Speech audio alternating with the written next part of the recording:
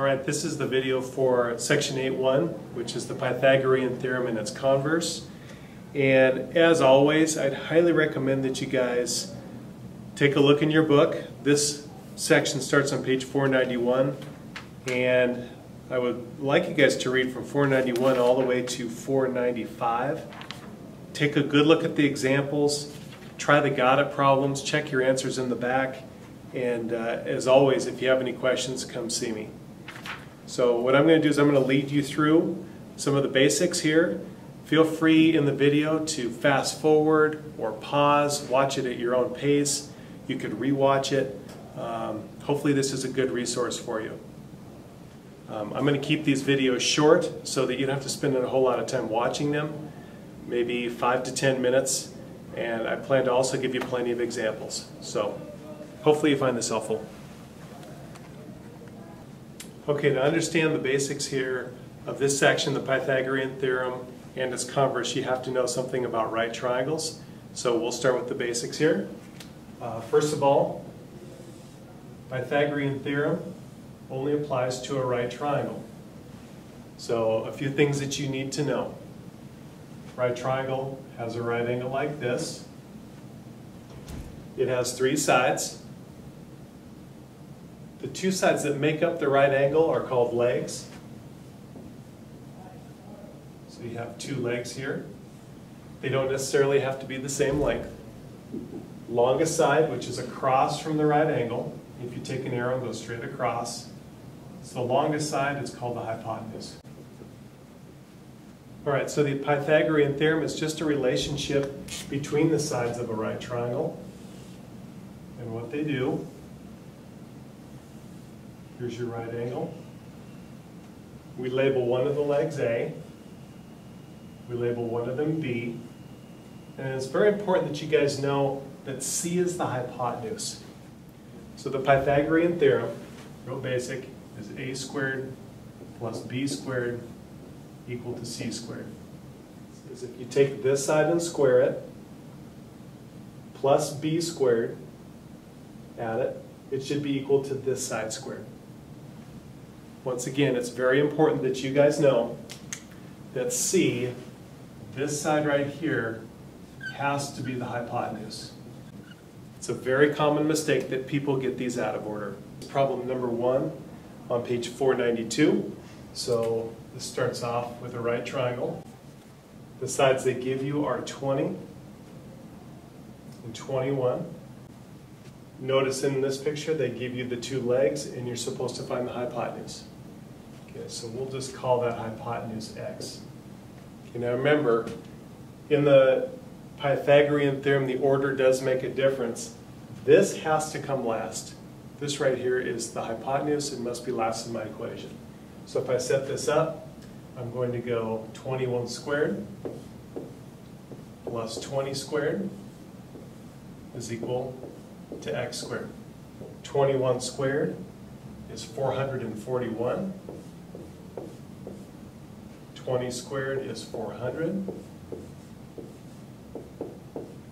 That's going to equal x squared. Next thing I'm going to do is add these 2 together. So 441 and 400 is 841.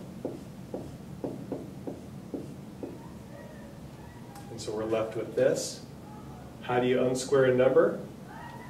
You take the square root of this. Now in the process it's a equation, so whatever I do to one side I have to do to both sides. So the square root of x squared is just going to be x. I'm going to flip these around here. The square root of 841 is 29. And that's your answer. Okay, the next problem I'll do is also on page 492, and it's the got it problem number 1A. It says the legs of a right triangle have lengths of 10 and 24. So let me draw a picture. Now you may ask, does it matter what order these go in? It doesn't if they're the legs. And again, in this problem, we're looking for this side. That's the hypotenuse. This time I'll call it C. Pythagorean theorem says A squared plus B squared is equal to C squared. So if I set it up, I'll start with 10 squared plus 24 squared equal to c squared. Square them first, then you can add them together. 676 is equal to c squared. So what do you need to do to unsquare that number? The opposite of squaring a number is square rooting it, and it's an equation. So whatever I do to one side, I have to do to both sides. Is c is 26. That's my answer. Okay, the next problem I'll do is problem 2, and here's where they try to throw you a little bit of a curve.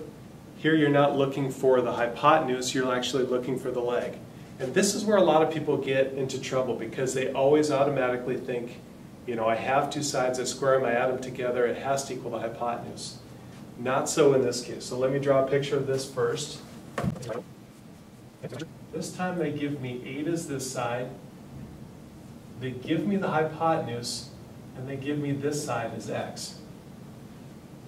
Okay, it's very important to remember in this problem that these two are the legs. So you can call this one A, B, this side C. Now once again, it doesn't matter what order the legs go in, but the hypotenuse has to come last. So if I set this one up, first step, just like before, square your numbers first. So 64 is equal to 20 squared, which is 400. Okay. And then again, you want to get x squared by itself, so let's take care of the 64 first. If I subtract it from both sides, I get x squared is equal to 336. Now I want to unsquare this number. To unsquare it, I take the square root of both sides. The square root of x squared is just x, which is approximately 18.3.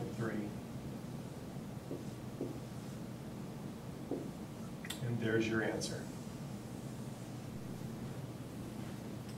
Okay, now if I take the square root of this and I approximate my answer, I could just plug it into my calculator. But if I want to simplify this and get an exact answer, simplify the radical, it will look something like this. First of all, I'm going to look for a perfect square that goes into 336. And 16 does. It's actually the largest square root that goes into that number.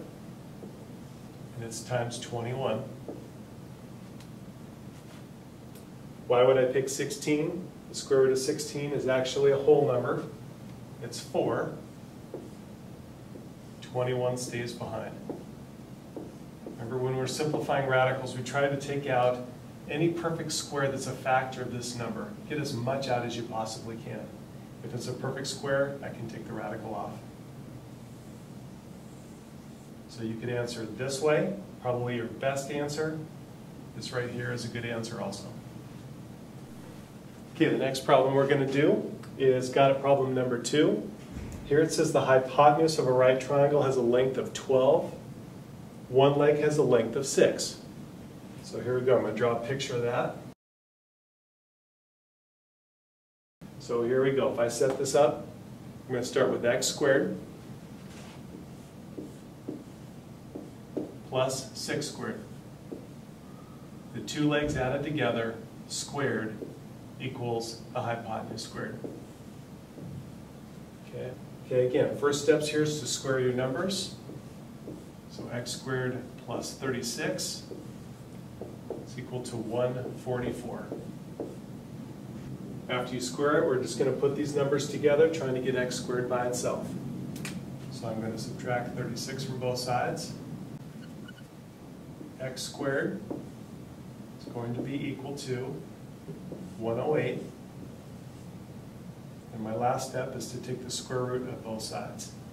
I'm going to unsquare this number because I want to solve for x. So my final answer will be x equal to the square root of 108.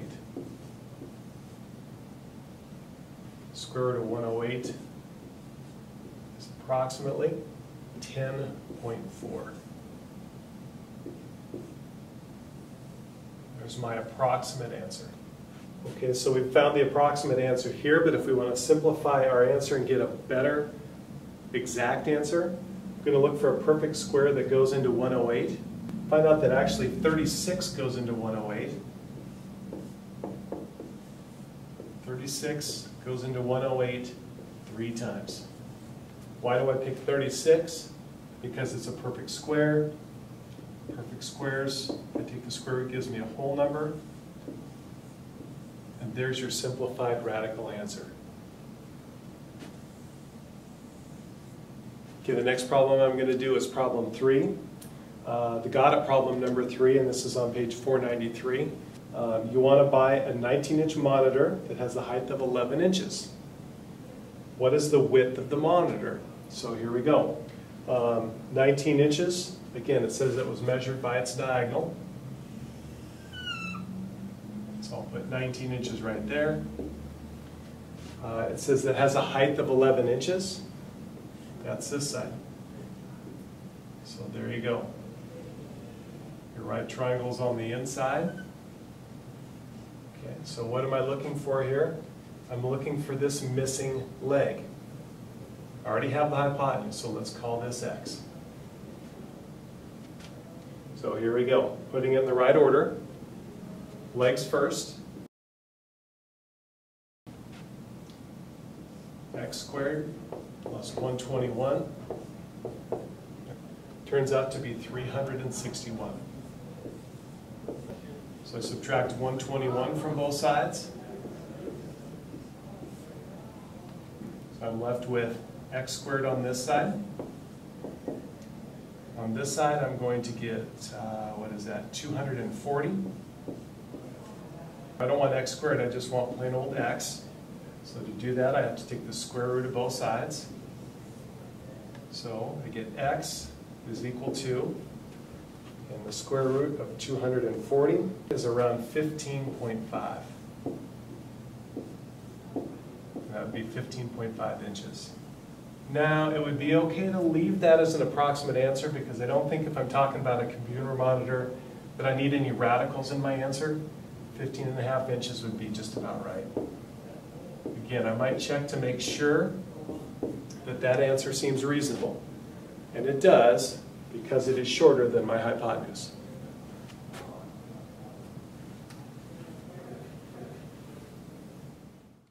Well, it's another great day to be a Titan.